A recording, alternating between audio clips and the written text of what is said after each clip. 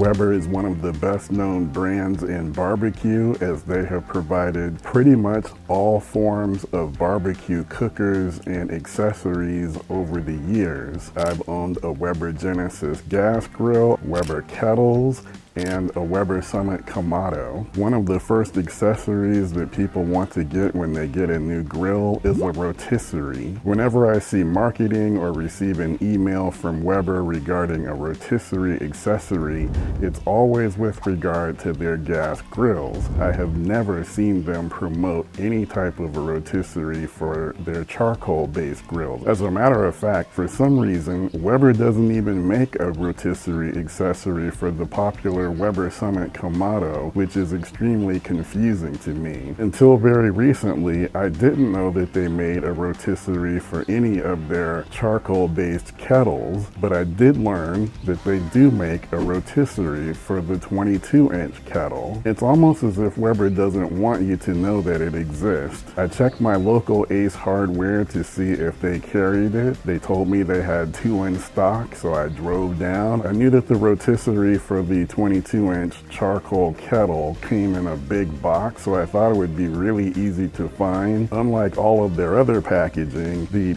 box that this comes in is just a nondescript large white box. Here's a look at the box so you can see what I'm talking about. This is the front of the box. Absolutely no wording, no text anywhere to be found. Nothing on the side. The only way that you would know are the labels on this side of the box that indicates that it's the 2290. That's the part number that you want to make sure you're getting the rotisserie for the 22-inch charcoal kettle. Even more strange, neither of these labels even mention the word Weber. Here's everything that comes inside of the box. So what's really nice, what I like about this, is that it does come with a ring that's going to sit on top of your kettle, and then you've got the spit. Here's the rotisserie motor, the bracket for the motor. Then you get 2 prongs. So these go on the spit that helps hold your meat in place. And this is the hardware for attaching the bracket to the ring, and then also contains the hardware for when you attach the prongs to the spit. And then you get some basic instructions. We're going to put in the charcoal baskets, and then we've got our drip pan. So this will make for a nice setup. We're gonna have indirect cooking with the rotisserie. So there'll be charcoal here and here, drip pan in the middle. It's a really nice setup.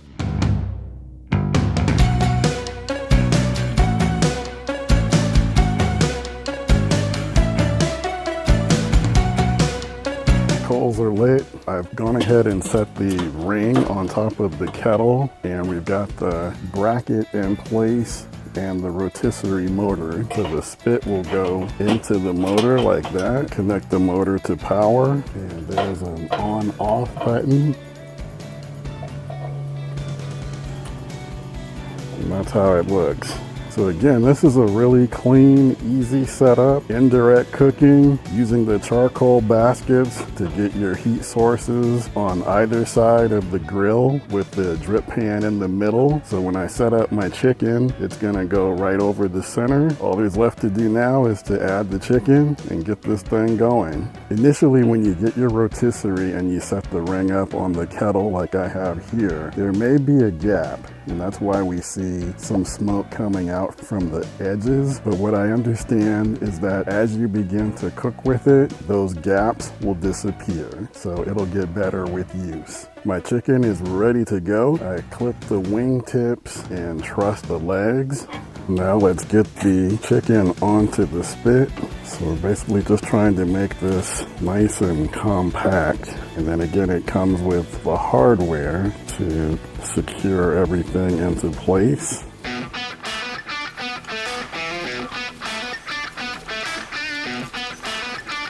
There we go.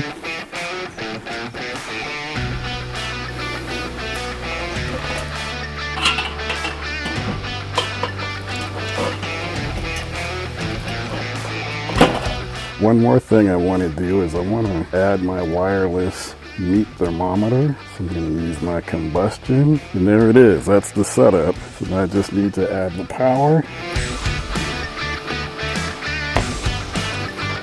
And we got action. So this should give this chicken a nice, even cook.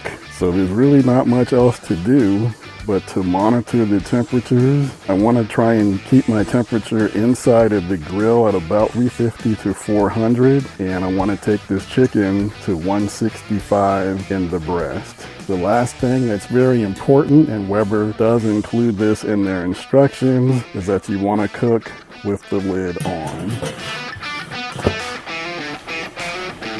We're a little bit 1 hour into this cook. My ambient temperature has fallen a little bit below 300 degrees, so I thought this would be a good opportunity to take a look. And the chicken looks absolutely fantastic, spinning on that spit. Another thing that I really like about this setup, I can see that my coals have pretty much burned out. So this setup makes it easy to add some more fuel.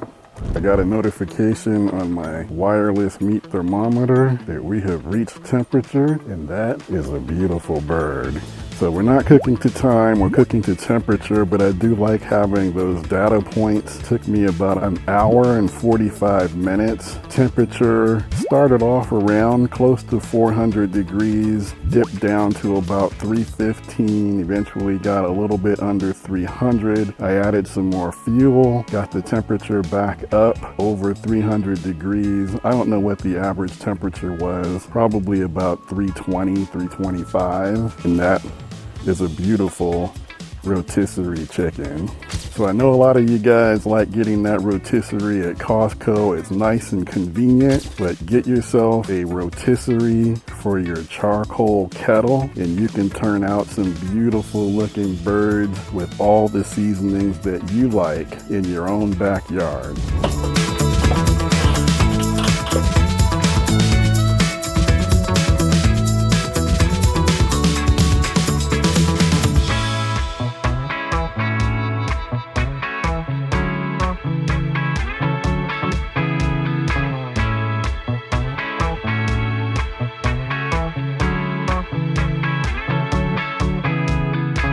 I'm a little bit perplexed as to why Weber is keeping this a secret. They promote the rotisserie pretty heavily with their gas grills, but it's like they're trying to keep the charcoal rotisserie a secret. The setup is really easy. It's really excellent inside of the kettle. Just using those two charcoal baskets and a drip pan in the middle gives you the indirect cooking. You set up your food so that the meat is in the center over that drip pan. It doesn't get much easier than that. If you like what you see here on the channel, please subscribe, hit the like button, leave comments. I love hearing from you guys. My name is Kenyatta Robinson. Thank you for tuning in to the Backyard Smokemaster Barbecue channel, and I'll see you soon.